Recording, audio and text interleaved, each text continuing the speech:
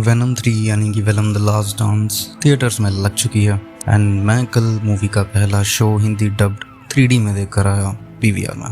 And जहाँ तक बात की जाए तो मूवी का रन टाइम 1 घंटा 50 मिनट का था, लेकिन मूवी सिर्फ 45 मिनट की थी। Hello guys, welcome back to my channel the filmy fox. मैं अपार साहब के सामने आ गया हूँ वेनम 3 का मूवी रिव्यू विदाउट स्पॉइलर लेकर। तो चलिए बात करते हैं कि मूवी के फर्स्ट शो पे हमें क्या देखने को मिला। सो वेनम ट्रियोलॉजी की ये 3rd मूवी थी, यानी कि वेनम का आखिरी पार्ट, जिसे नाम भी द लास्ट डांस ही दिया गया था।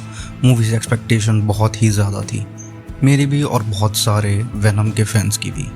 एंड जहाँ तक बात की जाए, वेनम है तो मार्वल की ही, लेकिन सोनी के अंडर होने की वजह से उसे स्पाइडरमैन से बहुत ही दूर रखा गया है। एंड अगर ये कहें कि स्टोरी क्या थी मूवी की, तो मैं आपको स्पॉइलर नहीं दे सकता। सो जहाँ तक बात की जाए मूवी एक्सपीरियंस की, तो मूवी के पहले के 15 मिनट बहुत बढ़िया थे, मूवी के बीच के 15 मिनट भी बढ़िया थे, एंड मूवी के एंड के 15 मिनट भी बहुत बढ़िया थे। उसके बाद मूवी के बीच में जो भी टाइम था वो क्यों था। सो अगर देखा जाए तो वेनम का 3rd पार्ट था एंड आखिरी पार्ट था। एक्सपेक्टेशन बहुत ज़्यादा थी, एक्सपेक्टेड था कि हमें कुछ कैमियो देखने को मिलेंगे, लेकिन ऐसा कुछ भी नहीं हुआ। अगर अभी तक कि आप मूवी नहीं देख कर आए हैं और आप रेडी हैं इस मूवी को देखने जाने के लिए और वीकेंड पे या फिर आज, तो मैं आपसे कहूँगा कि मन में वो इच्छाएं रख कर ना जाएं जो आप हमेशा मार्वल की मूवी से रख कर जाते हैं। अगर बात की जाए वेनम के पिछले पार्ट्स की, तो पहला पार्ट बहुत ही बढ़िया था, 2nd पार्ट उससे थोड़ा कम, एंड 3rd पार्ट को एक और चांटा पड़ के उससे भी कम बनाया गया है। सो वेनम 3 की स्टार्टिंग में ही हमें मूवी का विलन यानी कि नल दिखा दिया गया है। एंड जिसे देखने के बाद पहले तो मैंने ये सोचा था कि बुढ़िया चुड़ैल कौन है, लेकिन बाद में पता लगा कि वो नल है।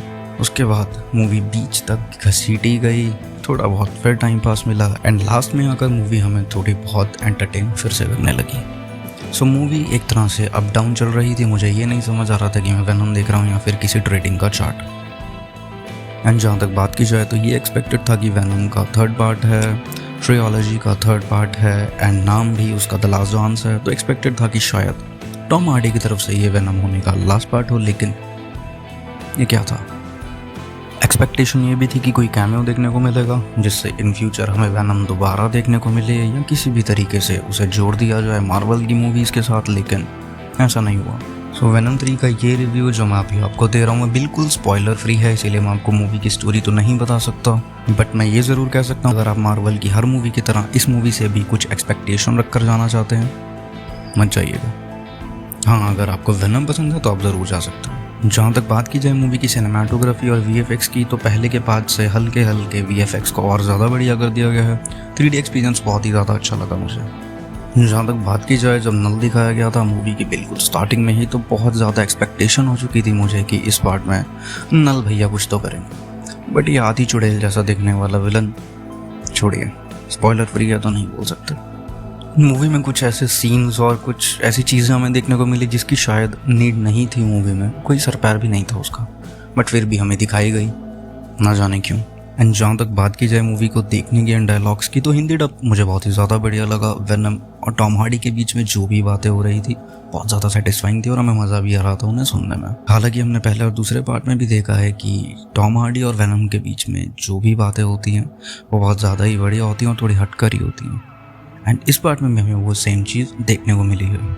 इस पार्ट में हमें दोनों की पर्सनालिटी इंडिविजुअली ज़्यादा देखने को मिली है पिछले पार्ट के हिसाब से।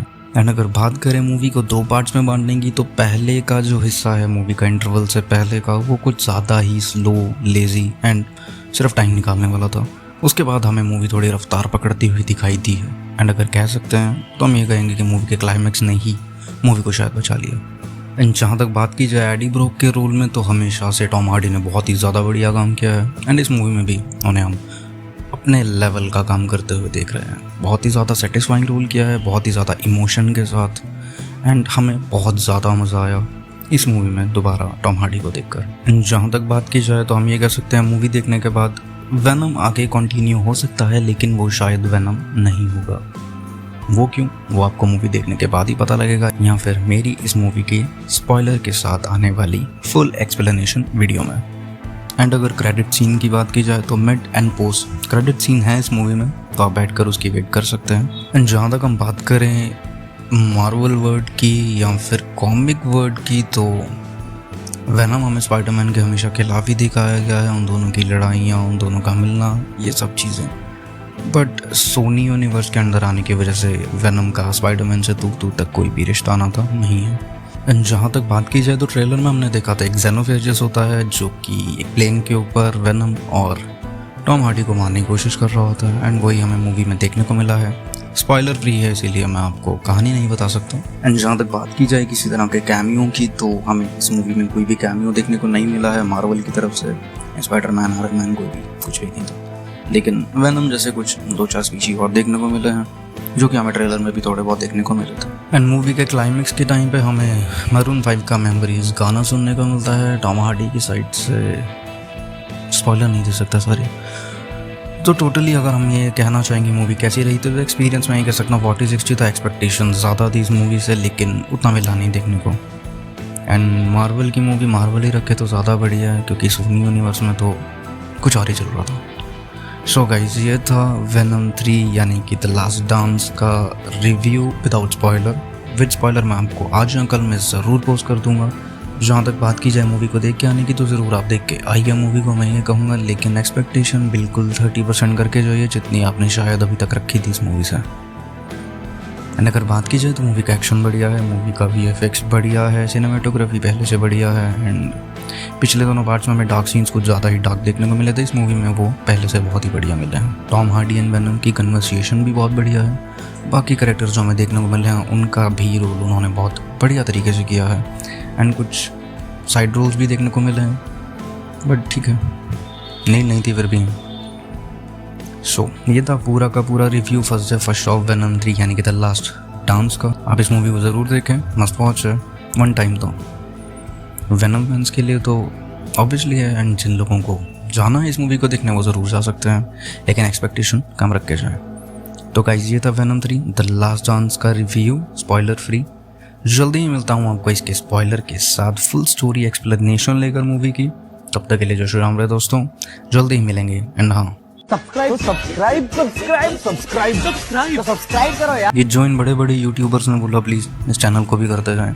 Thank you. Do subscribe my channel, like the video and share with your friends. Thanks a lot.